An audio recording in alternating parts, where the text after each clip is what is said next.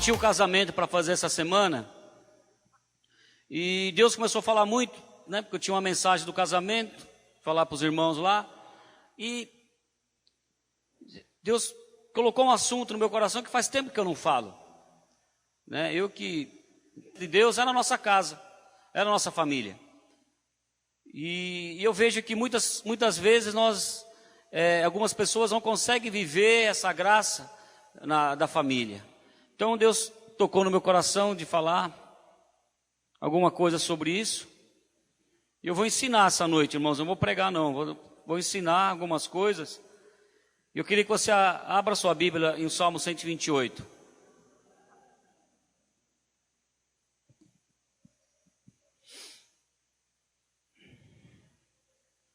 Salmos 128.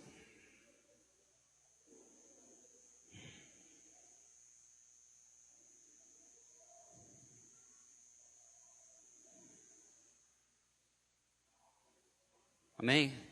Eu vou ler aqui, na minha versão, ela é na versão NVI.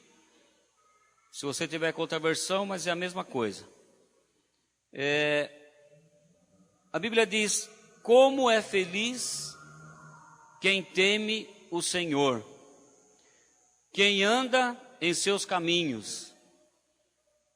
Você comerá do fruto do seu trabalho e será feliz e próspero. Sua mulher será como a videira frutífera em sua casa.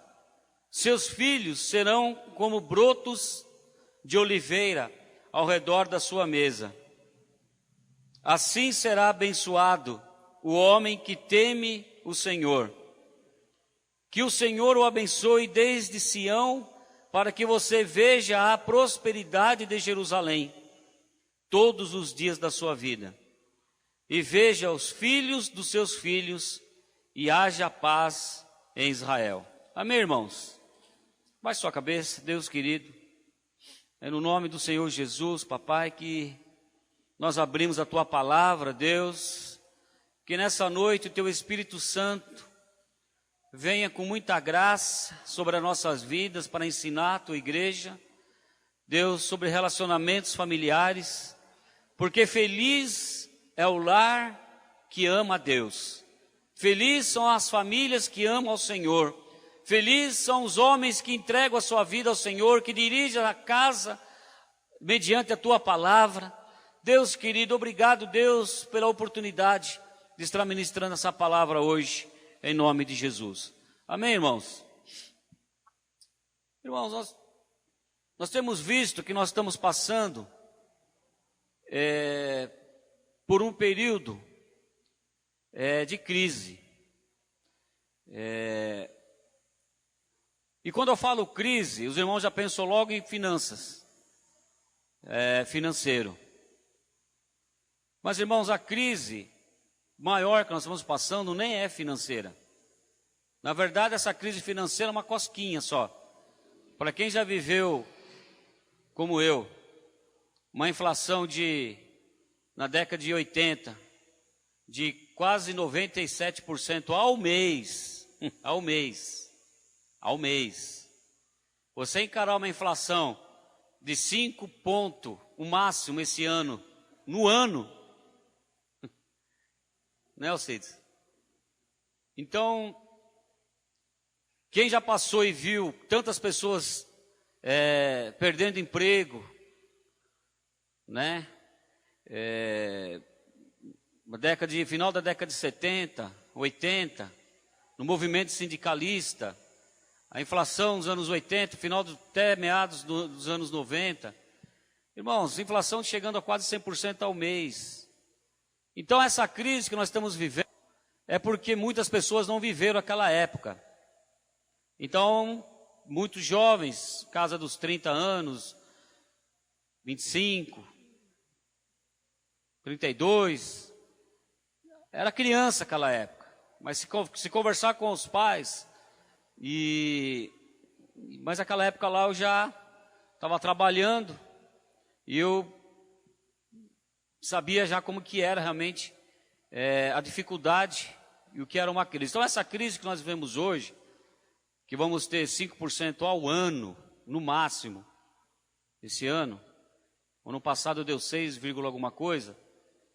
De fato, na verdade, a crise maior que nós estamos vivendo é moral. A maior crise que nós estamos vivendo no país que nós nunca vivemos, é uma crise moral. É uma crise de segurança. É uma crise de saúde. E essas crises, elas afetam diretamente as famílias, em todos os níveis da sociedade. O Rio de Janeiro está um caos. Todos os dias, praticamente, morre um ente querido de alguma família vítima de bala perdida. Ontem eu estava vendo uma fila de aposentados do governo do Rio, que estão já sem salário já há um bom tempo, numa fila para pegar uma cesta básica, o senhor chorando, 20 e tantos anos trabalhando no Detran, hoje com 70 e poucos anos, salário atrasado, as contas todas atrasadas, e pegando uma cesta básica, a família é afetada. Então, e quando a família é afetada, nós corremos um sério risco da igreja ser afetada também. Porque quer destruir a igreja, o diabo, para destruir a igreja, irmãos, em primeiro lugar ele quer destruir as famílias. Ele ataca em primeiro lugar nas famílias. Porque ele atacando as famílias, desestabiliza completamente as igrejas de Jesus Cristo. Afeta diretamente porque no coração de Deus o que mais arde são as famílias. Deus quer ter uma grande família.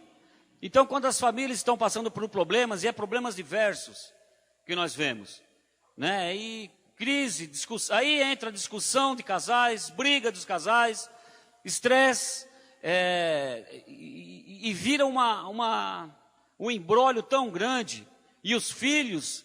Então nós precisamos, nesse salmo aqui, ele está dizendo algo muito interessante, o salmo 128, então essa crise da sociedade que afeta diretamente todas as nossas famílias, aqui o autor descreve como que a convivência de uma família abençoada por Deus pode inspira esse salmo algumas respostas de relacionamentos, ou seja, o que nós precisamos como igreja? É restaurar as famílias. O nosso encargo hoje como igreja, nós precisamos restaurar as famílias, porque as famílias da igreja restaurada serão instrumentos abençoadores no meio da sociedade. No meio da sociedade em que nós estamos vivendo. Eu sei que você convive com pessoas, você trabalha em empresa, você trabalha num comércio, você estuda, você pega ônibus, pega trem. Eu sei que você convive com pessoas que estão diretamente, as famílias sendo afetadas por várias situações que estão acontecendo. Então, se nós, como o salmista diz aqui, se nós tivermos com as famílias restauradas na igreja, serão uma arma poderosa contra o diabo, para quê? Para serem instrumentos de restauração de outras famílias que estão aí perdidas. Porque aqui diz, como é feliz quem teme, o primeiro versículo, como é feliz quem teme o Senhor e quem anda em seus caminhos, né? Ou bem-aventurado, algumas versões devem estar bem-aventurado. Bem-aventurado significa feliz. Irmãos, como é feliz alguém que teme ao Senhor, que serve ao Senhor, alguém que anda nos caminhos do Senhor. No versículo 2 diz que comerá do fruto do seu trabalho e será feliz e próspero. Feliz e próspero. Então, a primeira lição que nós queremos tirar daqui, aí no versículo 1, que diz, feliz é aquele que teme ao Senhor e anda nos seus caminhos. O primeiro nível de relacionamento, querido, que nós temos que ter na nossa família, deve ser a nossa relação com Deus. Não existe um outro caminho, por isso que ele começa no versículo 1, dizendo que feliz é aquele que teme ao Senhor e anda nos seus caminhos. Quer ter uma família abençoada, queridos? quer ter os filhos abençoados, quer ter a sua casa prosperando, um lar abençoado, a primeira lição que nós temos que tirar daqui é andar nos caminhos do Senhor. O primeiro nível de relacionamento familiar deve ser a nossa relação com Deus. Com Deus. Eu falei hoje no casamento para o casal assim: hoje vocês estão perdendo um vínculo de pai e mãe, né? Estão cortando o cordão umbilical na relação na condição de dependência emocional e financeira. E a partir de hoje vocês vão construir um novo lar. Eu falei, presta atenção no que eu estou falando. Falei para eles, falo para vocês. Nós precisamos construir lares e não casas. Não casas. Porque a primeira preocupação de um casal, quando está prestes a casar, é construir uma casa. E quer construir uma casa a mais maravilhosa possível. Né? E às vezes querem coisa grande, apartamento, móveis e tal. Se preocupa com tudo na casa. Com tudo.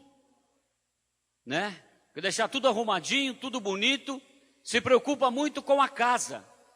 Mas não se preocupa de construir um lar. Lar.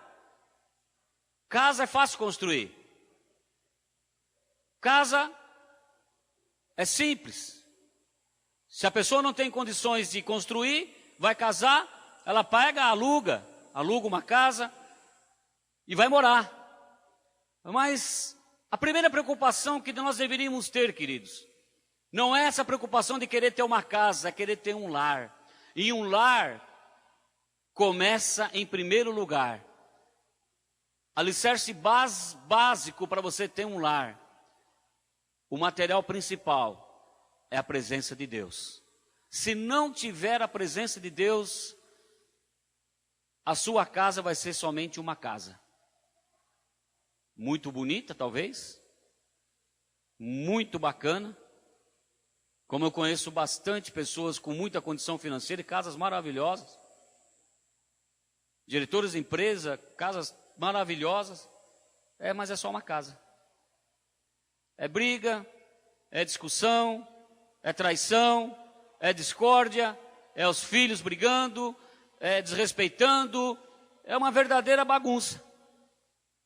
Mas por que nós falamos aqui, esse primeiro ponto aqui, que nós devemos ter, o primeiro nível de relacionamento é com Deus.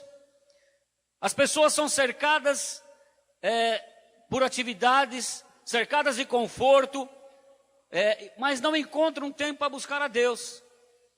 Então se cercam de tantas coisas.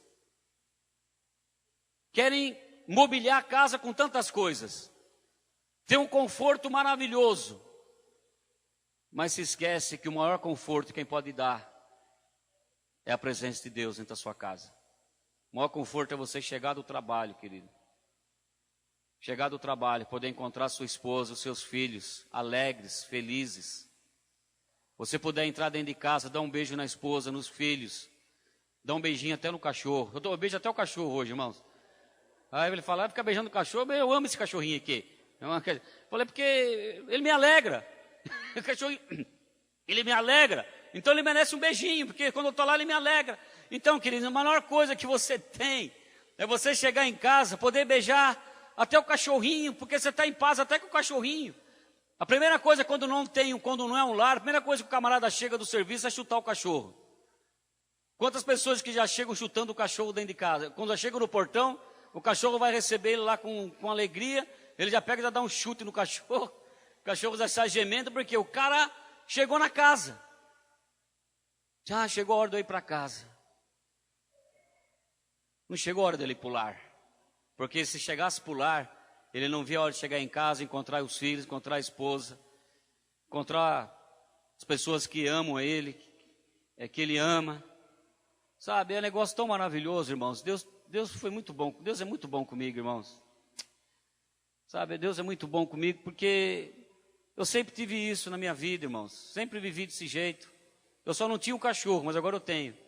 A única coisa que faltava era o cachorro. Agora eu tenho um cachorrinho lá. Então só faltava o cachorro, irmãos. Agora até o cachorro eu tenho. Mas desde quando eu conheci a pastora Evelyn, né, que não era pastora, era a menina Evelyn, com 15 anos. Nós éramos tão novinhos, né?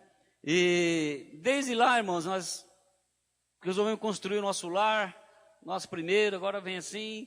E Deus tem abençoado bastante a nossa vida, nossas filhas. E eu me vejo, queridos, e eu quero que você receba isso. E é por isso que eu tenho cuidado, né? Hoje nem tanto, porque agora as igrejas estão cuidando separadamente, mas por muitos anos eu fui o pastor que cuidou dos casais de toda a igreja, de toda a igreja, cuidar de casarão, responsável por todos os curso de noivo, porque eu estou falando de uma coisa que eu vivo, que eu vivia, que eu vivo, e vou viver com os meus netos muito em breve, né? Pegar meus netos, levar eles lá no tomar um lanchinho, né? E passear com eles, eu vou viver isso aí, né? Porque o cachorro eu já tenho agora, só falta os netos.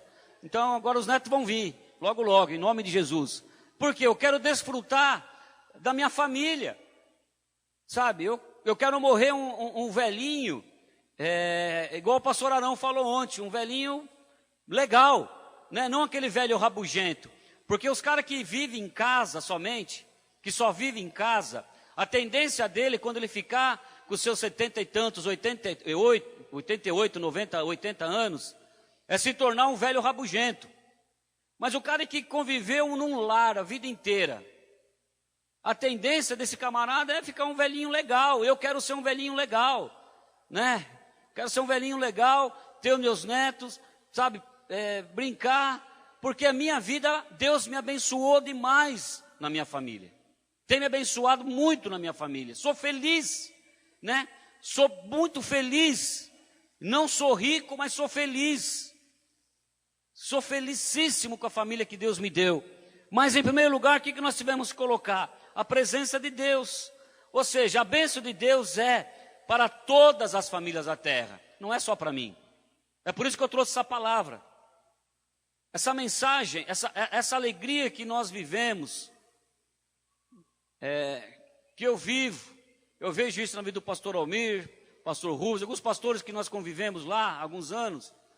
Essa alegria que nós vivemos, ela não é só para nós, é para todas as famílias. É para mim, para você, para aquela pessoa que ainda não entrou nessa igreja, que ainda não aceitou Jesus. Quando ela entrar, vai ter a vida transformada e a família transformada, porque essa promessa é para todos nós, para o mundo inteiro.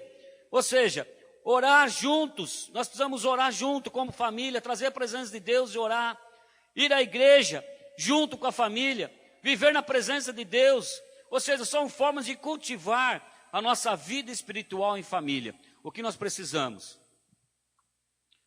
Cultivar a vida espiritual em família. Se você não tem vivido isso, se você está aqui nessa noite, principalmente as mulheres, meu marido não está aqui, para ouvir isso, os meus filhos não estão, ou minha esposa não está, querida, começa por você. Tem que começar por alguém. A bênção da sua casa tem que começar por alguém. Se o seu marido não está aqui, se os seus filhos não estão aqui, se talvez você vai chegar em casa hoje e não vai conseguir olhar nos olhos do seu marido e dar um beijo de boa noite nele, não vai poder abraçar o seu filho e dar um beijinho nele lá na cama, porque não vai estar, ou algum problema que está acontecendo de relacionamento dentro de casa, começa por você. Decida pela sua vida em trazer a presença de Deus para dentro da sua casa, em nome de Jesus. Não espere ainda uma atitude espiritual de quem ainda não é espiritual. Não espere, querido. Não espere uma atitude espiritual de quem ainda não é espiritual. E ainda é carnal, vive na carne, não aceitou Jesus, vive conforme o mundo prega. Mas você não, você já é uma mulher espiritual, você já é um homem espiritual, você já é um jovem espiritual. Então você tem que começar por você a trazer essa presença de Deus para dentro da sua casa. Comece a orar pelos seus filhos. Comece a interceder para o seu marido, pela sua esposa. Que Deus vai realizar um milagre ali. E eu creio em nome do Senhor Jesus, amado. Então é isso. Agora eu pergunto, como está o relacionamento da sua família com Deus? Como está? Como está o nível de relacionamento dentro da sua casa, entre família, com Deus. O quanto tempo vocês passam falando de Deus dentro da sua casa? O quanto que vocês oram? O quanto que vocês leem junto? O quanto que você abençoa sua esposa, a tua esposa te abençoa, você abençoa os seus filhos, oram junto? O quanto que você tem feito um culto familiar dentro da sua casa? Culto familiar. De reunir a família, orar para almoçar, orar para tomar um café, orar para tomar o lanchinho da tarde, orar para janta, trazer junto com os filhos na mesa, que nós vamos falar mais na frente. O quanto que você tem praticado essas coisas? Talvez você fala, pastor, mas a minha casa não consigo fazer isso, é uma bagunça. Mas tem que começar por alguém, então começa a orar. Na hora de, uma boa dica para as mulheres que estão aqui, na hora da refeição, fala assim, quero orar por essa refeição. Eu quero agradecer a Deus por esse prato que nós vamos comer, né? Por esse suco, orar pelo pãozinho, deixa eu orar. Mas o que é isso? Vai espantar já. Nossa, nunca aconteceu isso lá em casa, então, mas a partir de hoje eu faço questão de orar. Se você não quer orar, você só ouve, mas eu quero orar e agradecer. Agradece pela vida do seu marido, agradece pela vida da sua esposa, agradece pela vida dos seus filhos, agradece pela sua casa, agradece pelos seus móveis, agradece por tudo, querido.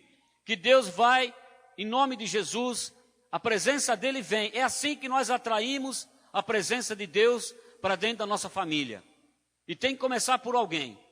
Se a família já é cristã, se todos os membros já são, então faça o culto familiar, traga a presença de Deus. Se está tendo alguma dificuldade de relacionamento, alguma dificuldade financeira, alguma situação com os filhos, irmãos, vamos orar.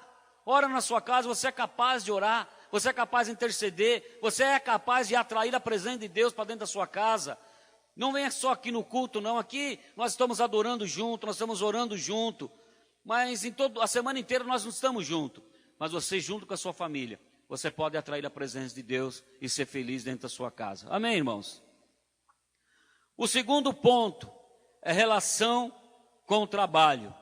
Aqui diz, você comerá do fruto do seu trabalho e será feliz e próspero.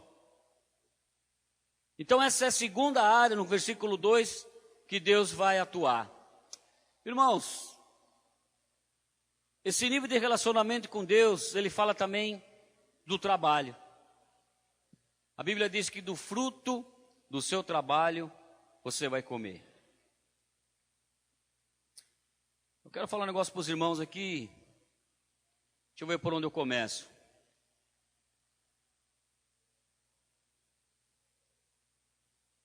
Irmãos, eu comecei a trabalhar com 13 anos de idade.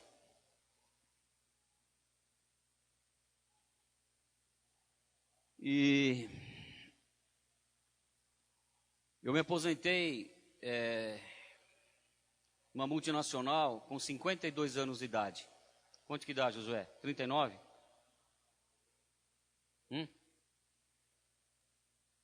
39, acho que é. 9, 10, 11, 12. 39 anos de trabalho. 39 anos.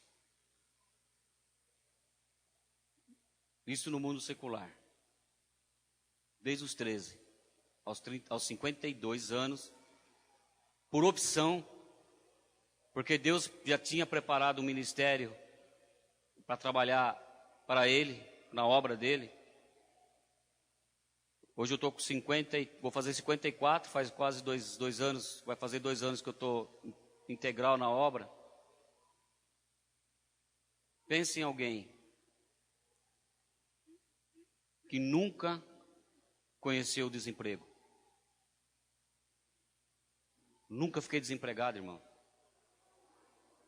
Num país que sempre viveu em crise. Como eu falei, uma crise que nós estamos vivendo hoje é cosquinha.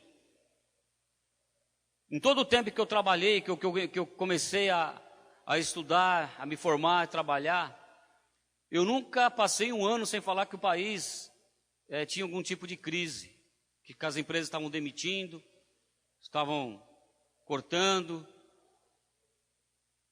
Mas, irmãos, eu vejo a palavra de Deus se cumprir. Eu falo isso, irmãos, para que os irmãos se motivem em algumas coisas. E eu vejo aqui que do fruto, essa palavra se cumprindo, irmãos. E diz que você comerá do fruto do seu trabalho e será feliz e próspero.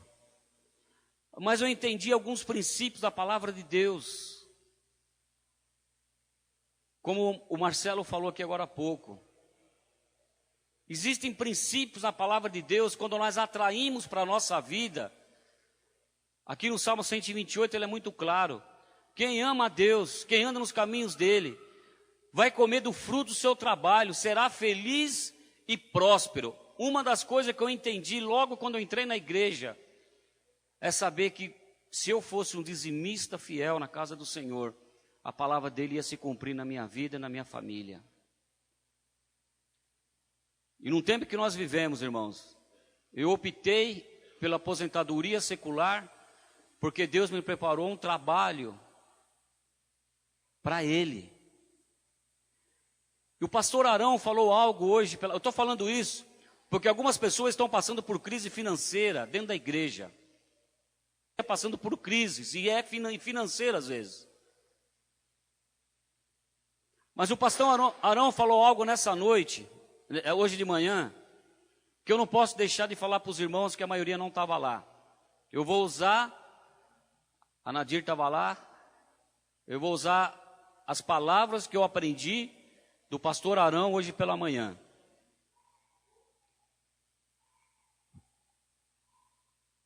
O que é mais importante? O que vale mais na sua vida? O que vale mais para você? É a sua vida ou é o seu dinheiro? O que vale mais para você? É a sua vida ou o seu dinheiro?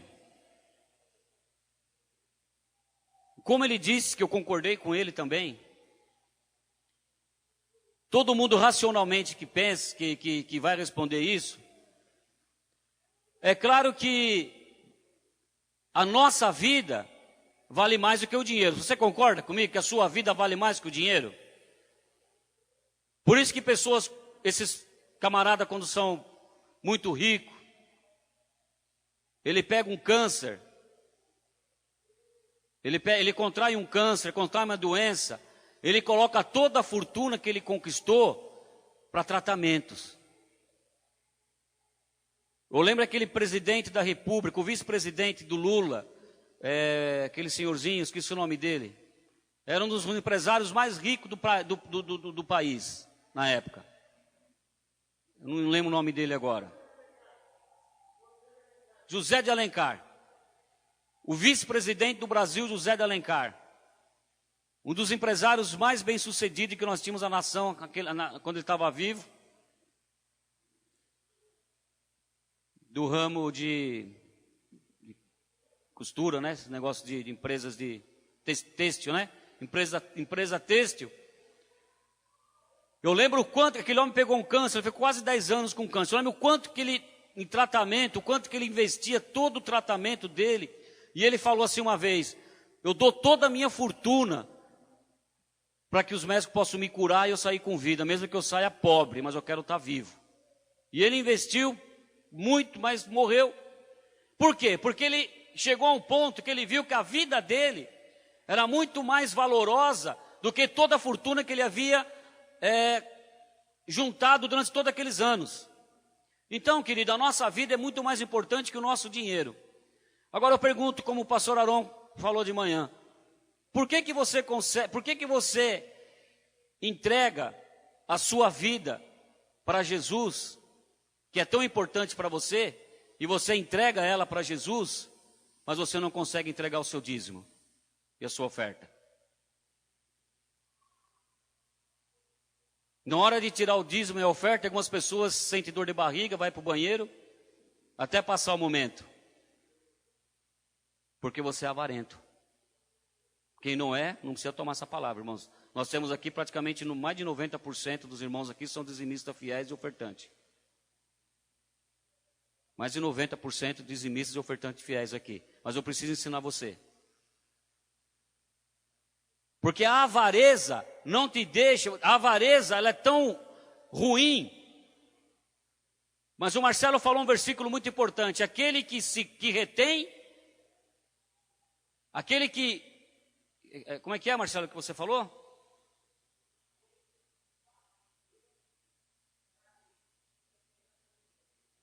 Aquele que dá com alegria, aquele que dizima com alegria, aquele que oferta com alegria, a tendência dele é prosperar.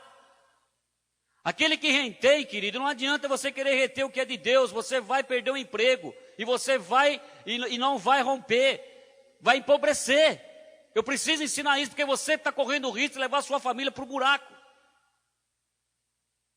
Eu tenho que falar porque eu estou falando de família. Eu trabalhei quase 40 anos numa empresa, nunca fiquei desempregado, sempre entendi o dízimo. Prosperei muito, sou próspero, querido. Não sou rico, milionário, mas eu sou próspero. Eu sou próspero, tenho um bom carro, uma boa casa. Minha família, minha filha fazendo faculdade. A minha outra filha se formou, casou, já tem um apartamento dela. Eu estou ensinando algo para você seguir um exemplo que o pastor Arão pregou de manhã lá, e que é um exemplo que está na minha vida e que tem que estar na sua vida também. Como o Marcelo falou nesse versículo bíblico. Aquele que retém, querido, se você quer reter para segurar o que é de Deus, você vai empobrecer. A crise vai te pegar. E hoje eu entendo por que eu trabalhei tantos anos numa indústria multinacional, que passou por tantas crises, tantas demissões que eu assisti. E até eu mesmo, quantas pessoas no momento de crise, algumas pessoas eu tive que dispensar. Mas nunca me atingiu. Porque eu nunca tive o coração avarento. Porque eu sabia que eu era responsável pela minha família. Eu sabia, se eu fosse avarento, eu ia correr um risco de levar a minha família à falência. Como o Marcelo leu aqui agora há pouco, eu corri o risco de perder meu emprego, de empobrecer. Como eu vejo muitas pessoas aí fora. Mas pelo coração liberal, não sendo avarento, Deus me sustentou naquela empresa. Deus, agora estou aqui no trabalho, aqui com os irmãos. Deus tem me sustentado. E Deus tem me sustentado mesmo, irmãos. Porque eu já falei aqui, eu abri mão de boa parte da minha ajuda de custo para manter essa porta aberta, e não tem me faltado nada. Não tem me faltado nada na minha casa. A minha filha ainda continua estudando. Mesmo eu abrindo mão, além de ser dizimista, ainda abri mão de boa parte da minha ajuda para manter essa igreja aberta, porque o quanto que eu sei que é necessário manter essa igreja aberta, mas Deus tem me sustentado, tem provido irmãos aqui dentro da igreja, que vez ou outra vem e falou: pastor, está aqui, eu quero primiciar na sua vida. Eu quero primiciar na sua vida. Eu nunca peço nada, mas tem irmão com coração tão liberal, tão em Deus, que sabe que isso vai trazer fruto para a vida dele, para a casa dele. Tem o prazer e a alegria de primiciar, além de ser um dizimista fiel, um ofertante fiel, e muitas vezes me vem primiciar na minha vida ainda, e eu fico constrangido, mas eu aceito, sabe por quê? Porque quando eu aceito, eu sei que esse irmão está sendo liberado uma bênção na vida dele. Que ele vai romper, vai prosperar e vai, como o Marcelo disse, vai prosperar muito, vai enriquecer muito, a família vai ser protegida. Então nós precisamos proteger nossas famílias. Você que é varão, vou falar como assembleiana, você que é um varão, homem, você que é varão, não coloca a sua família na linha de fogo. Tem homens colocando a família na linha de fogo. Não ama a esposa, não ama os filhos, porque está retendo o que é de Deus, e corre o risco de uma hora ficar parado, desempregado, empobrecer e levar a família, a esposa e os filhos a passar necessidade. Faça ao contrário, querido. Pega exemplo de pessoas. Se você tem dificuldade nisso, se você ainda não entendeu isso, conversa comigo. Converse com cada discipulador aqui, cada líder aqui, que vai falar para você o segredo para você ter uma vida feliz e próspera. A primeira coisa é trazer a presença de Deus para dentro da sua casa, para dentro do seu comércio. Porque é a família, querido. Afeta diretamente a família. E eu tenho visto muitas famílias passarem por problema e dificuldade. A semana que vem, querido, vocês vão ver isso daqui. Hoje tá legal, mas semana que vem você vai ver isso aqui totalmente, vai estar pintado. Eu creio que até semana que vem essa parte vai estar feita. Vai estar feito esse lado aqui. Vai estar pintado. E nós vamos fazer, sabe por quê? Porque tem pessoas aqui dentro que têm investido no reino. O reino de Deus. E é proteção para a família. Eu fico feliz, querido, porque com parede restaurada ou não restaurada, a palavra vai ser pregada do mesmo jeito. Com microfone ou sem microfone, nós vamos pregar do mesmo jeito. Mas eu fico feliz que quando eu vejo alguém investindo no reino de Deus, eu vejo que é proteção para a família e eu vejo que essa pessoa vai prosperar. É prosperidade para a vida dela. Eu vou ver essas famílias prosperando, rompendo, os filhos. Então isso é bênção. É bênção. Então essa aqui é a primeira coisa. Então, as pessoas querem trabalhar. Perde a oportunidade de exercitar algo tão poderoso na vida. E perde até a oportunidade, querido. Trabalhar, ganhar muito dinheiro e perder a maior das propriedades, que é a família. Qual que é a maior propriedade que você tem? Às vezes a pessoa pergunta para mim, quanto vale a sua propriedade? Eu falei, não tem preço. Eu estou vendendo minha casa. Que eu quero comprar, assim que eu vender ela, eu quero comprar um apartamento. E às vezes as pessoas, né, na casa, às vezes a pessoa quando não sabe, faz uma pegadinha. Quanto vale a sua propriedade? Eu falei, minha propriedade principal não tem preço, que é a minha família. Agora, se você quiser comprar a minha casa, é tanto. Qual que é a sua principal propriedade, querido? Seu maior bem. Você está trabalhando tanto para quê? Para colocar num saco furado? A Bíblia diz que quem trabalha, mas não está na direção do que Deus quer para a vida dele, está colocando o dinheiro num saco furado. Junta, mas nunca vai ter nada. Junta, não tem nada. Eu tenho certeza, e tudo isso que eu fiz, esse investimento que eu faço, querido, é porque eu investo no investimento para manter o maior bem que eu tenho, que é a minha esposa, as minhas 2 filhas, o meu cachorrinho, o meu genro e meus futuros netos. É o maior bem que eu tenho. É o maior. É por isso que eu coloco a minha vida, não tenho constrangimento de falar para os irmãos, coloco a minha vida mesmo para isso, porque eu sei que com isso eu estou protegendo. Agora tem pessoas que querem trabalhar, juntar, não tem tempo nem para ver os filhos crescer. Não tem tempo para ver os filhos crescerem. Sai de casa de madrugada, deveria vir para casa às 4, 5 horas da tarde, encerrar, vir para casa. Fica até 8, 9, 10 horas no trabalho fazendo hora extra. Chega em casa, os filhos estão dormindo, sai de casa às 4 da manhã, estão dormindo, estão dormindo. Perde anos maravilhosos de estar junto com os filhos, ver eles crescerem, participar junto com ele das lições da escola, ver os rabiscos, ver os desenhinhos. Por quê? Por conta de querer trabalhar, deixa de vir nos cultos, deixa de estar na célula, deixa de estar junto com a esposa e os filhos na célula, de participar de eventos, perder o maior momento de passear com os filhos, momento de levar num shopping, de brincar do carrinho lá do cavalinho, do carrinho de bate-bate. Tudo isso, querido, vai ficar marcado na história dos seus filhos. Leva o seu filho, querido, para de trabalhar um pouco, leva o seu filho no final de semana, no sábado, leva ele para o carrinho de bate-bate, entra com ele no carrinho de bate-bate.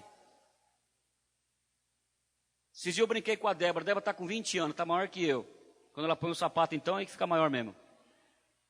Eu fui lá na festa da Lívia, lá no shopping, E eu, para mim, quanta vez que eu ia no shopping, entrava com a Débora para ir no carrinho de bate-bate. Toda semana eu tinha um cartãozinho lá do Play lá, do shopping lá. Eu amava ir lá no carrinho de bate-bate com ela, aquele carrinho lá. Entrava lá, semana eu fui lá, quando eu fui lá no aniversário, passei lá, falei, vamos lá no carrinho de bate-bate, Débora? Ei, pai! 20 anos, só para... Porque, irmãos, para mim isso aí é curtir. Para que trabalhar tanto e perder os melhores momentos da sua vida? Para quê? Para que trabalhar tanto e perder os melhores momentos? Os melhores momentos da minha vida, irmãos, é estar com a minha esposa, com as minhas filhas, tendo dinheiro ou não tendo dinheiro. Quantas vezes eu fui lá no Habib's para comprar, quando aquela esfirra lá barata, né? Que hoje está, a não ser que você vai na data certa lá.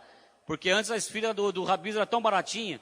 Eu falava, irmão, eu falava para elas, vamos lá, a gente ia no shopping, aí eu, as menininhas pequenininhas, a Eva falava, não tem dinheiro para gastar, mas nós vamos lá, pelo menos por uma esfirra para cada um dá. Né? Então, nós vimos lá, pegávamos uma esfirrinha que era baratinha naquela época lá, umas 3, 4 para cada um ali, comia, divertia, dava uma volta no corredor, vinha para casa feliz com a minha família. Tendo carro e não tendo carro, muitas vezes fomos a pé. Eu vi o Devanir essa semana. Devanir, cadê o Devanir? Cadê ele? Ah, tá ali. Como eu estou feliz de ver o Devanir, irmãos. O Devanir, essa semana, ele pega as crianças, põe no carro, vai comer o lanche, passeia, vem. Quanto tempo eu vi o Devanir, que ele falava, né? Que estava sem carro. Quantos anos o Devanir sem carro. Mas, irmãos, uma coisa que eu admiro no Devanir, sempre junto com a família. Hoje eles estão podendo ter um carro. Eu vejo a alegria da Aninha, eu vejo a alegria do Tiaguinho, vejo a alegria daquelas crianças, me enche o coração transborda. Eles mandaram a foto aquele dia que eu estava no Vitão lá, sexta-feira, depois do culto, lá do Arão. Eles foram comer o lanche lá, depois compraram o livrinho, tiraram foto, mandaram. Eu falei para eles, isso aqui não tem preço. Ver essas crianças felizes, podendo lá comer um lanche, sair do lanche, pegar o carro, ir para casa feliz. Hoje eles estão podendo porque Deus realizou um milagre na vida do Devanir, da Lúcia, porque sempre aplicaram esse princípio na vida deles. Mesmo o Devanir, muitas vezes desempregado, outras vezes ganhando pouco, sem carro, mas sempre sendo fiel na casa de Deus, sempre na célula, sempre nos cultos, sempre com a família, sempre junto com a família. Se não dava para sair, se não dava para passear, mas ele estava junto com a família em casa. Ele tinha prazer de estar com a família em casa, tinha prazer. Quantas vezes eu apanhei do Devanir e apanhei da Mariana. Às vezes eu podia sair, ele ficava em casa brincando daquele joguinho lá de futebol. Eu nunca brinquei com isso. Né? Então eu ia lá só para perder deles mesmo, né? Só para deixar eles alegres. Então a Mariana tinha prazer de me derrotar naquele joguinho, porque eu sempre perdia mesmo, eu nem sei mexer com aquele negócio. Mas eu brincava com eles, ia na casa deles e via o Devanir alegre com os filhos ali, brincando, feliz, fazendo os filhos felizes da maneira que ele podia. Fazendo a Lúcia feliz da maneira que ele podia na época. E hoje ele continua, porque Deus tem prosperado a vida dele. Hoje ele tem um bom carro, hoje ele tem condições de sair, ir para uma lanchonete, comer, passear. Então isso aí não tem preço. Então, querido, você não precisa ter muito dinheiro para ser feliz, querido. Você não precisa ter dinheiro nenhum para ser feliz. Você só precisa ter uma família. Você só precisa valorizar a sua família. Você só precisa atrair as bênçãos de Deus para dentro do seu lar, junto com a sua família. Então, irmãos, o salmista declara que o trabalho é a razão do nosso sustento. Que ele diz que do trabalho das tuas mãos você vai comer. Ele diz que você vai ser feliz, é uma satisfação. Você precisa ter satisfação no seu trabalho. Porque você senão só trabalha, mas não consegue realizar nada nunca. É insatisfeito todo o tempo. Quantas pessoas que trabalham em empresas ganham até que um certo valor razoável, mas estão sempre insatisfeitas. Sempre insatisfeitas. Sempre. Mesmo que pegue um aumento hoje, a satisfação dele dura só um mês. No mês seguinte já está insatisfeito de novo. Por quê? Porque não está dando a prioridade certa. Não está colocando na prioridade certa. A insatisfação já faz parte da pessoa. E acaba levando a família para um buraco. Tudo irá bem, você vai ter sucesso. Assim é a vida de quem sabe equilibrar o trabalho com a bênção de Deus para a família. Irmãos, essa é a receita. Para quem sabe equilibrar o trabalho com a bênção de Deus da família. Como você tem trabalhado? Você tem trabalhado demais? Tem trabalhado de menos? O que você tem feito? O que você tem visto no seu dinheiro? O que você tem colhido de fruto do seu trabalho? O que tem colhido de fruto? Pense bem, pense comigo. O que você tem colhido de fruto do teu trabalho? Que a Bíblia diz, do fruto do seu trabalho você vai comer. Do fruto do seu trabalho você vai comer. O que tem frutificado do seu trabalho na sua mão? Se não está dando fruto da maneira que você quer, alguma coisa está errado, querido. Você precisa rever os preconceitos que você tem. Os preconceitos que você tem. Cuide bem da sua família. A terceira lição que nós aprendemos aqui é com relação ao nosso lar, à nossa casa. No versículo 3 diz que o centro, diz aqui, não, sua mulher será como a videira frutífera em sua casa. O salmista destaca aqui o interior da nossa casa, né? Que eu quero chamar de lar, como uma área importante para o relacionamento familiar. A família foi criada por Deus. O Senhor Jesus Cristo, ele viveu em família e priorizou a casa dele, o lar dele, durante 30 anos. Jesus, querido, antes dele sair para o ministério, ele viveu em família. Com sua mãe, com seu pai, que morreu ainda jovem, com seus irmãos. E Jesus tinha prazer de estar com a família. Jesus tinha prazer de estar com a sua mãe e com seus irmãos. Jesus tinha prazer de estar junto com eles. E viveu ali antes de começar seu ministério aos 30 anos. E a Bíblia diz aqui, sua mulher será como uma videira frutífera em sua casa. Ou seja, aqui está dizendo uma videira frutífera. Quer dizer o quê? Toda videira que é frutífera é porque ela está saindo bem cuidada. A Bíblia está dizendo aqui, videira frutífera. Quando você vai caminhar numa parreira, né? Que é várias plantações de uvas, é igual a uma parreira. E você vê aqueles cachos de uvas, aqueles cachos maravilhosos, frutíferos. Por que está dando fruto tão bonito assim? Porque está sendo cuidado. As nossas esposas, homens, a sua esposa, preste atenção no que está dizendo aqui. Ela tem que ser tão feliz e cuidada como uma videira com cachos de uvas lindos. Ou seja, a sua esposa tem que estar feliz com a maneira que você está cuidando dela. A mulher é o nosso lado mais frágil. E nós precisamos aprender que na fragilidade da mulher nós temos que ser proteção para elas. Nós temos que cuidar delas ao ponto dela estar feliz dentro da nossa casa. Estar feliz quando você chegar em casa e encontrar ela com um sorriso, com as coisas feitas. Agora, pense uma coisa, querido. Homem, você tem cuidado da sua casa. Nós temos falado muito de graça, né? A sua esposa, ela tem sentido lei ou graça em você?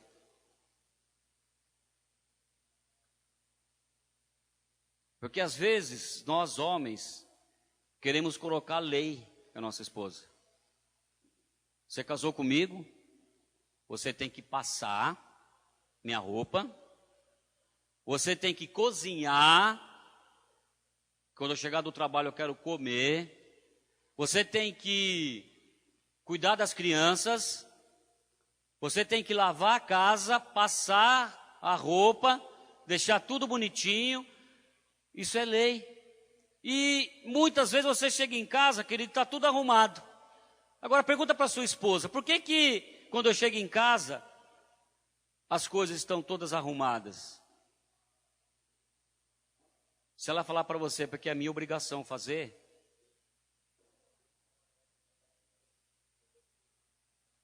que tem marido que fala que é obrigação da mulher lavar, cozinhar, passar, fazer sexo. E uns querem fazer toda noite, porque é obrigação da mulher. Se ela estiver fazendo, se ela responder que ela está fazendo tudo isso com você, porque é a parte dela, porque ela é obrigada a fazer isso, a parte da obrigação dela, porque nós aprendemos, talvez, você aprendeu isso aí na escola, né? Você trabalha e a obrigação da mulher é cuidar de casa. O marido trabalhar fora e a mulher, a obrigação dela é cuidar de casa. Agora, se a sua esposa estiver fazendo para você só porque ela é obrigada, querido, você quer muito ouvir da graça, mas você não aplica a graça. Agora, se você chegar em casa e você vai encontrar a sua roupa passada, a sua comida feita, os seus filhos cuidados, aí você pergunta para ela, mas por que você faz tudo isso para mim? Eu faço porque eu te amo. Eu faço porque é um prazer ver você chegar em casa e comer uma boa comida. É um prazer cuidar dos nossos filhos. É um prazer levar as crianças na escola. É um prazer passar a sua camisa. Aí você vê uma casa que é baseada na graça e não na lei. Porque na lei a mulher é obrigada a passar, cozinhar, cuidar dos filhos, fazer sexo, fazer tudo isso. Mas na graça, ela faz porque ela te ama. Ela faz porque ela quer ver você feliz. Ela faz porque ela quer agradar você. É a mesma coisa com Deus. Eu não faço nada aqui na casa de Deus, querido, porque eu sou obrigado. Eu não faço. Eu não estou aqui em cima pregando porque eu sou obrigado a pregar. Eu não faço nada aqui porque eu sou obrigado. Eu não ajudo aqui porque eu sou obrigado. Eu não pastoreio essa igreja porque eu sou obrigado. Mas, querido, eu amo tanto Deus, eu amo tanto a Deus, eu amo tanto a Deus, eu amo tanto a Deus, que para mim é um prazer estar aqui. Para mim é um prazer estar aqui, querido. Eu poderia ter ficado lá na festa do casamento. Poderia colocar o Josué, o Antônio para pregar, Carlinhos. Tem tantas pessoas, nós somos a igreja, uma das comunidades do Casarão que mais talentos de pregadores nós temos. Eu poderia estar lá. Mas eu falei para os novos, eu estou com tanta vontade de pregar hoje. Eu estou tão cheio de Deus, eu quero tanto que eu falei, eu não vou ficar para a festa não. Sabe, eu comi só um risolezinho desse tamanho assim, tomei um copo de Guaraná. Eu falei, não, vou para a igreja. Mas pastor, mas fica aqui, liga para alguém. Não, eu tenho prazer, eu estou aqui por prazer, querido. Eu estou muito mais feliz de estar aqui fazendo isso para Deus do que estar lá numa festa. E Deus é tão bom comigo, querido. Quando eu estava saindo do casamento, uma irmã chegou e falou, pastor, que hora que acaba o culto? Eu falei, acaba umas 8h30, mas eu fico lá até umas 9h15, até fechar tudo. Vai lá em casa, tem uma feijoada. Irmãos, Deus é tão bom. Eu estou aqui fiz o casamento, deixei a festa, porque meu prazer está aqui com os irmãos. E na saída eu acabei de ganhar uma feijoada. Eu vou sair daqui e vou comer uma feijoada. Irmãos, por quê? É presente de Deus.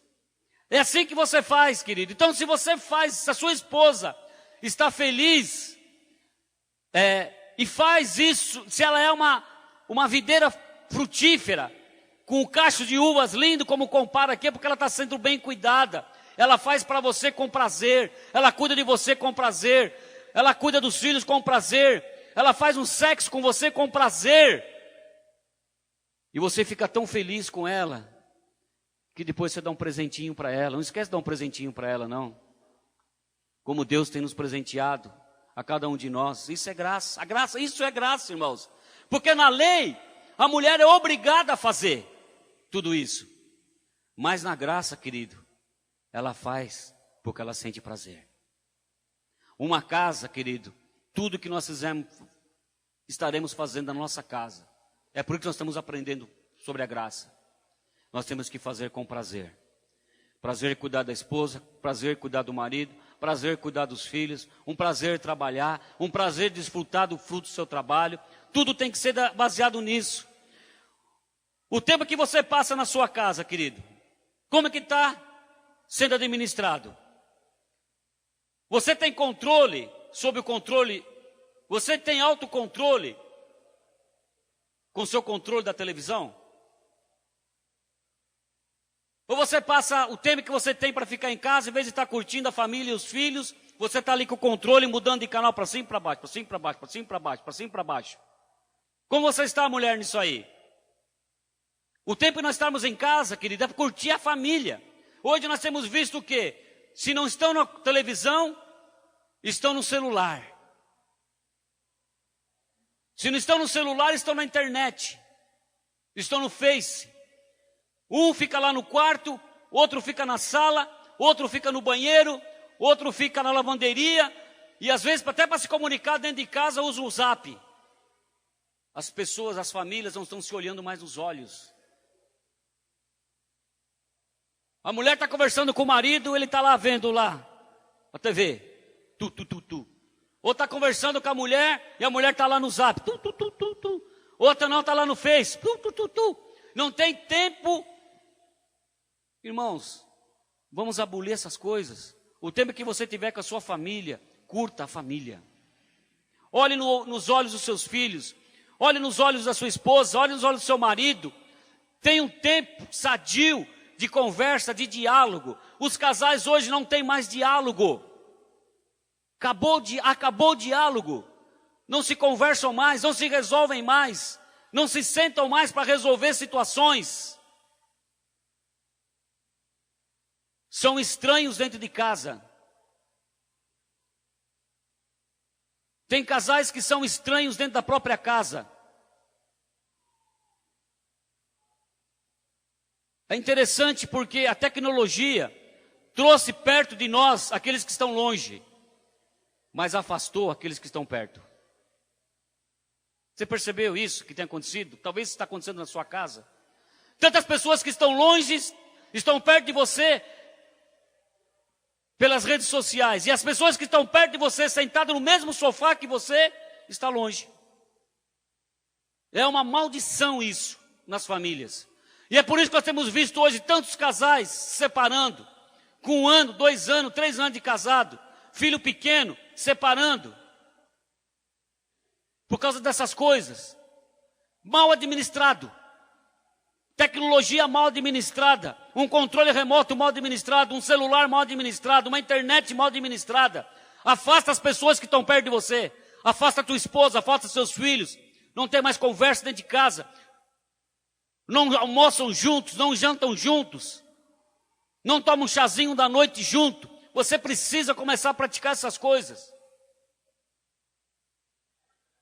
Isso atrai bênção de Deus para dentro da nossa casa. O que nós precisamos é de famílias.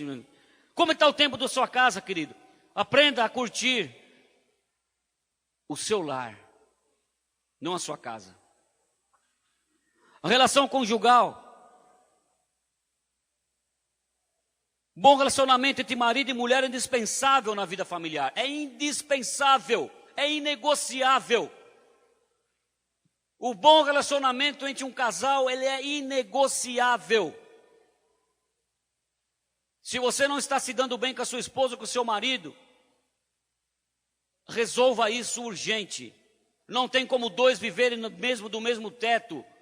Não tem como viver embaixo do mesmo teto, não se conversando, não se falando, não se amando. É impossível isso. Você mora num lar, não numa jaula. É numa jaula que nós temos que separar os leões, tem que separar as onças. Você está morando num lar ou numa jaula? Se ficar 5 minutos perto, já sai briga, sai discussão. Ou não está conversando mais com a sua esposa, com o seu marido, para evitar confusão. Não existe isso, para com isso. Debaixo do mesmo teto, a Bíblia diz que não se põe o sol sobre a sua ira. Se apareceu algum problema entre vocês, resolva antes que amanheça o dia. Nem que tenham que ficar a noite inteira se acertando, mas se acertem. Quando o sol raiar, vocês têm que sair para trabalhar felizes e bem. Eu falei hoje isso para o casal lá, está casando. Falei, dá tempo de ir embora ainda, meu. Depois que dizer sim, cara, não vem com desculpa não, meu. Que é ela ou que é ele. Não existe um errado, querido. Toda vez que tiver uma discórdia de casal, não vem com papo furado para o meu lado. Não tem um certo e não tem um errado. Os dois são errados. Querido, a sua casa é um lar, não pode ser uma jaula. Onde duas feras são colocadas para brigar, se galfinhar e se matarem. Há muito tempo que eu não falava de família, há muito tempo que eu não falava com os casais, há muito tempo que eu não falava com os filhos.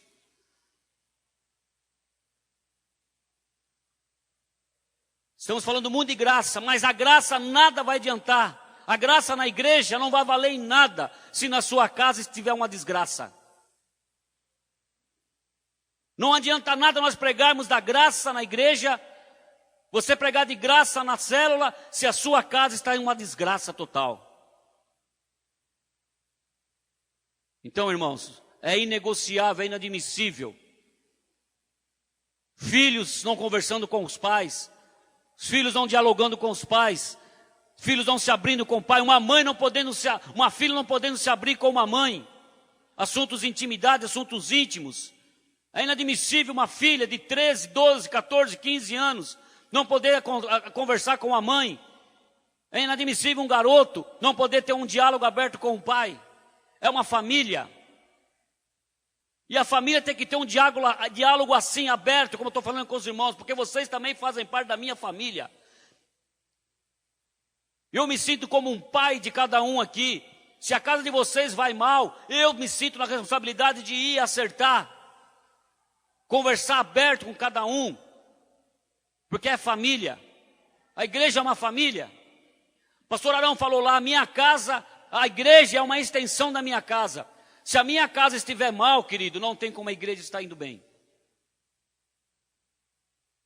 Se tiveres famílias más aqui, famílias que não estão vivendo debaixo do favor de Deus, não estão vivendo a graça de Deus, famílias que não estão se conversando, famílias que não estão se resolvendo, vai vir para a igreja, vai contaminar a igreja.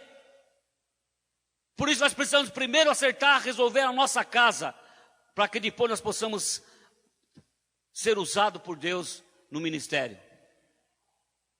Precisamos resolver essas questões todas dentro de casa. Tem mulheres que têm medo de falar com os maridos. Tem mulheres que têm medo, pavor de falar com o marido sempre emburrado, sempre com cara feia. Meu amigo, você já aceitou Jesus, você já entregou sua vida para Jesus, desamarra essa cara. Pelo menos a sua esposa tem que ter liberdade para falar com você. Pelo menos os seus filhos têm que ter acesso livre para você. Mas chega em casa, você está sempre emburrado, sempre com cara feia, sempre com aquele jeito, não se aproxima. Ela não tem culpa se o teu chefe te maltratou. Ela não tem culpa se você perdeu o trem, perdeu o ônibus. Seus filhos não têm culpa, seu cachorro não tem culpa. Nunca leve problemas externos para dentro da sua casa. Problemas externos se resolvem externamente. E nunca leve problemas internos da sua casa para resolver fora de casa. Resolva dentro de casa. Se não conseguir resolver, chame o seu pastor.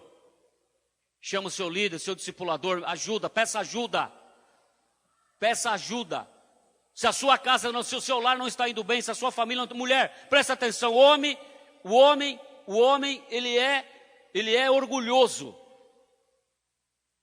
Duas características do homem. avarento e orgulhoso. Quando não é avarento, é orgulhoso. Quando é orgulhoso, é avarento. Que o homem é terrível. E muitas vezes, por causa do homem ser orgulhoso ou ser avarento, a sua casa está indo para o buraco. Uma mulher, se levante. Peça ajuda. Coloca um ponto final, fala, meu esposo amado, nós precisamos resolver a nossa vida. Vou pedir ajuda para o pastor, vou pedir ajuda para a pastora, vou falar com o discipulador, vou falar com o líder. Não dá mais para nós continuarmos desse jeito, porque nós estamos falindo. Nós estamos falindo, nossa casa está falindo, nossos filhos já não nos reconhecem mais. Você já não me reconhece mais, eu não reconheço mais você. Não foi com esse tipo de homem que eu me casei. Não foi com esse tipo de mulher que eu me casei. Tem que ser resolvido, querido. Peça ajuda. Antes que o barco afunde. Não vem com o lema do Titanic aqui, não. Estamos afundando sob controle. Quando está afundando, já perdeu o controle, querido. O capitão do Titanic ficou lá, no barco. Capitão, o barco está afundando. Mas estamos afundando sob controle. Isso não existe, querido, afundar sob controle. Começou a afundar, perdeu o controle. Vai morrer todo mundo. Se não chamar salva-vida, se não chamar o bote salva-vida, se não acionar a guarda costeira, vai morrer o navio inteiro, a família inteira morre. Para com essa conversa de afundar sob controle. Você precisa urgente de um bote salva-vidas, você precisa urgente acionar a guarda costeira, que são os discipuladores, que é o pastor, que é a sua liderança, antes que você afunde de vez. Se tiver algum item disso que eu falei, peça ajuda. Nós queremos aqui uma igreja sadia, de famílias sadias, porque nós precisamos ser exemplo para centenas de pessoas que vão entrar por essa porta aqui. Você e sua família, precisa ser exemplo para centenas de casais que vão entrar aqui, de jovens, de crianças que vão entrar aqui. Nós precisamos ser exemplo. Você não precisa aprender a Bíblia inteira, você não precisa ser teólogo, mas você precisa ser exemplo de família. Eu conheço um monte de teólogo que está com a família no buraco. Então você não precisa ser um teólogo, você precisa ser um exemplo. Jesus ensinava mais por exemplo. Jesus, que era o conhecedor de tudo, do princípio ao fim. Jesus conhece tudo, sabe tudo. Mas ele ensinou durante os 30 anos que ele viveu nessa terra, muito mais pelos exemplos do que pelas palavras. Você precisa, as famílias aqui precisam ser exemplares. Precisamos ter famílias exemplares para que as pessoas, quando chegarem aqui, possam se espelhar, não só na vida do pastor, se espelhar na sua vida. Porque é você que vai cuidar, é você que vai consolidar, é você que vai estar entrando na casa dele, é você que vai fazer a célula, é você que vai cuidar, é você que vai levar essas pessoas que entram aqui para dentro da sua casa, para consolidar, para ensinar, é você que vai visitar. E se ela veio na sua casa que é um mau exemplo de família, um mau exemplo nos filhos, um mau exemplo na sua esposa, um mau exemplo em você, sabe quanto que nós vamos conseguir discipular alguém? Nunca. Então você não precisa conhecer toda a Bíblia, você só precisa ser exemplo para as famílias que vão chegar aqui. Jovens que estão aqui, você precisa ser exemplo. Se eu perguntar para os seus pais, como que vocês têm sido? Gi, ou Wanda, eu vou ligar para sua mãe qualquer dia desse, vou perguntar como você tem sido o seu exemplo dentro de casa.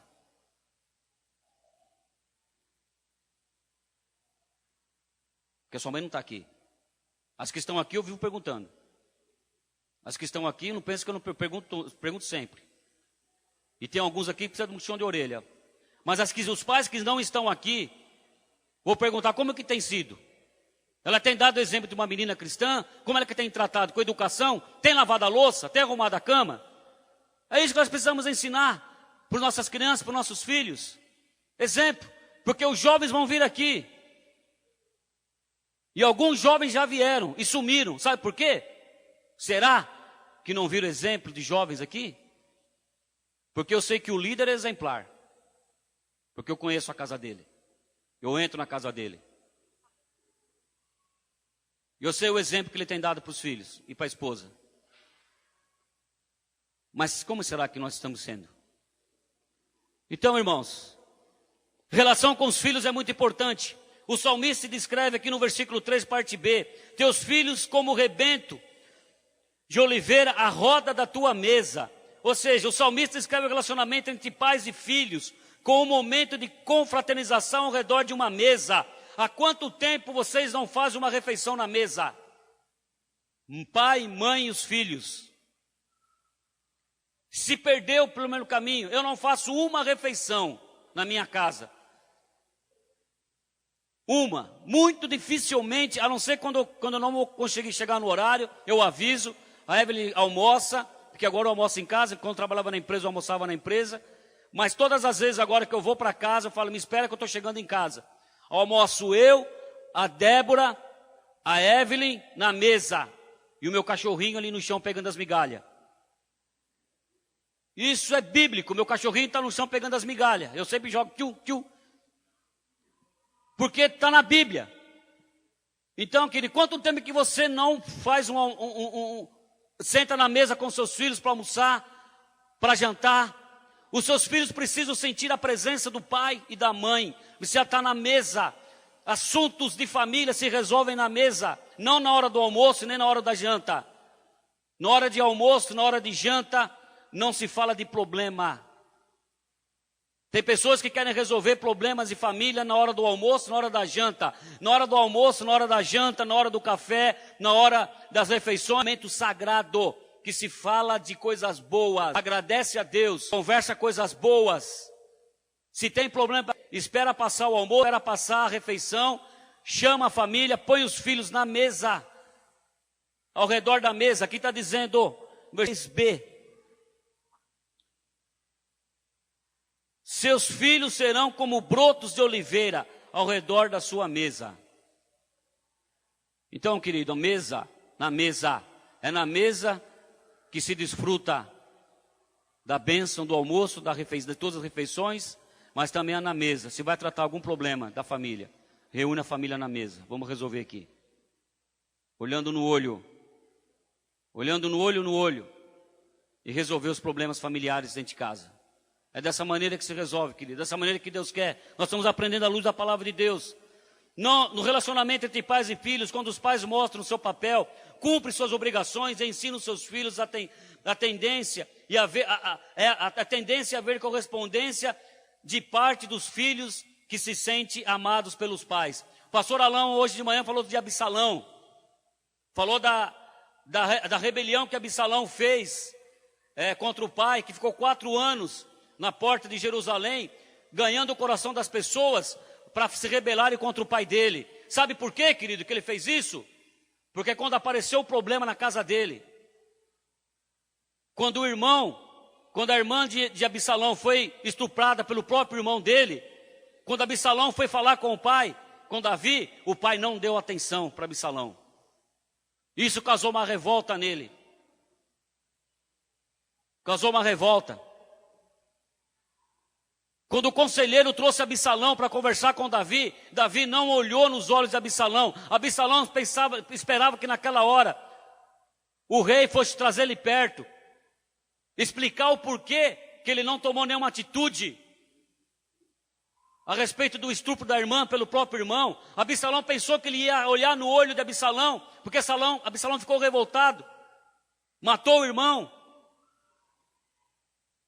fugiu. E quando ele voltou, ele pensava que o pai ia olhar no olho dele, trazer perto, conversar, explicar o porquê das coisas. O pai ignorou Absalão. Tem pais ignorando os filhos.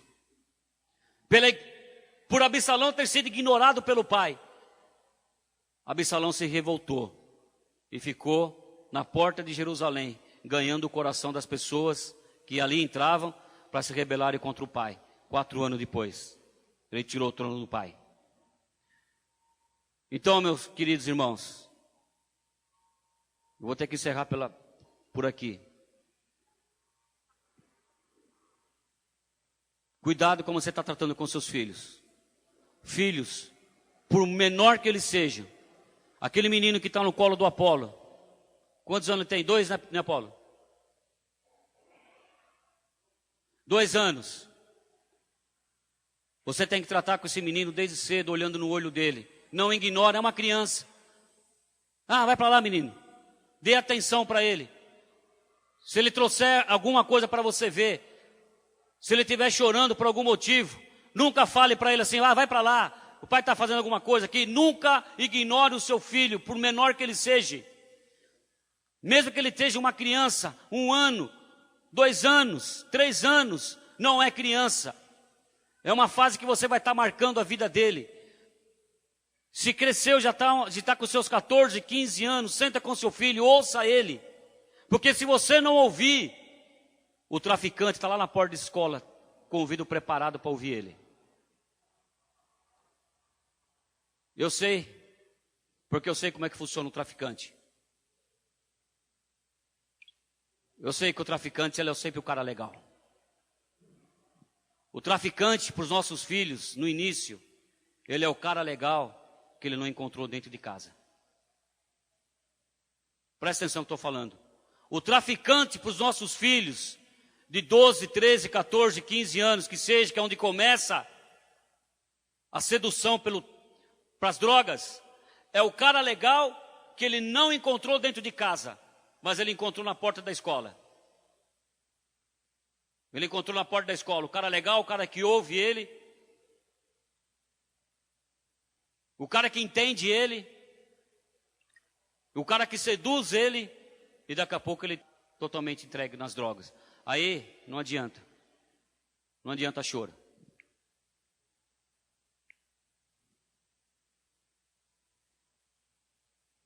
Se a família vai bem, queridos, a igreja está ótima. Mas se houver omissão por parte da igreja, as famílias vão desmoronar.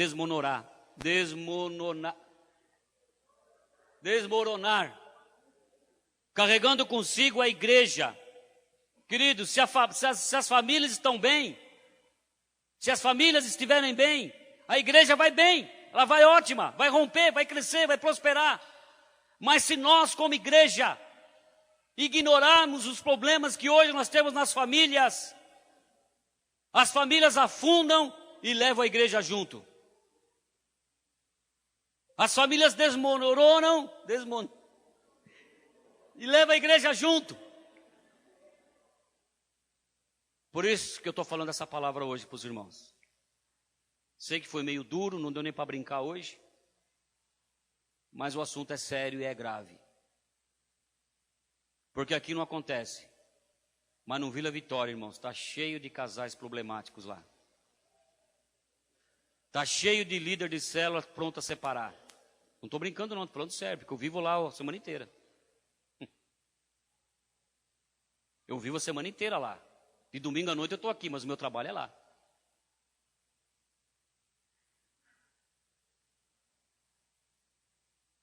Mas nós precisamos cuidar das famílias. Não podemos baixar a guarda das famílias.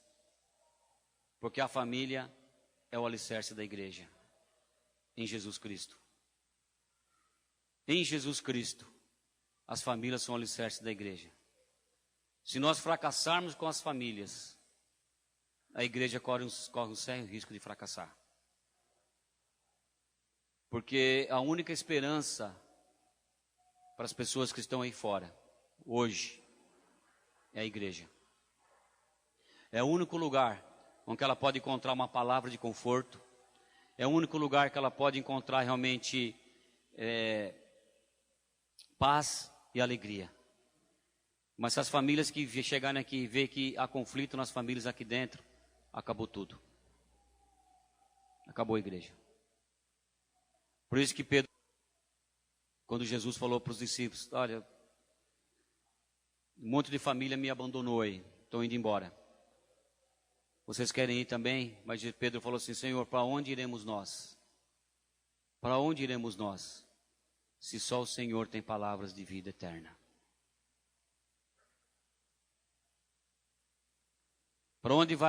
Aonde essa nação vai parar, queridos? Se só na igreja nós podemos encontrar palavras de vida. E se as pessoas perderem até a esperança com a igreja, Por isso que nós precisamos defender as famílias. Se você defender a sua, querido, você vai estar contribuindo e muito já com o Evangelho. Talvez você não consiga alcançar todas as famílias desse bairro. Mas se pelo menos você conseguir defender e alicerçar a sua, está contribuindo e muito com o Evangelho. Isso eu falo para os casais, falo para os jovens também que estão aqui, para as meninas jovens, os meninos que estão ali, vocês aqui, os kids aqui, né, os pré-adolescentes e os jovens. Ajude seus pais. Ajude seus pais. Em Joel diz, né, que o coração dos pais se irão converter ao coração dos filhos. Se você for um bom exemplo dentro da tua casa, orar pelos seus pais, mesmo que eles não estão convertidos ainda, presta atenção nessa palavra. Esse é o tempo em que o coração dos pais irão se converter aos corações dos filhos. Então você tem capacidade de converter, através do seu testemunho, os seus pais que ainda não estão aqui. Fique de pé, vamos orar. Queria que você que está em família, abrace sua família.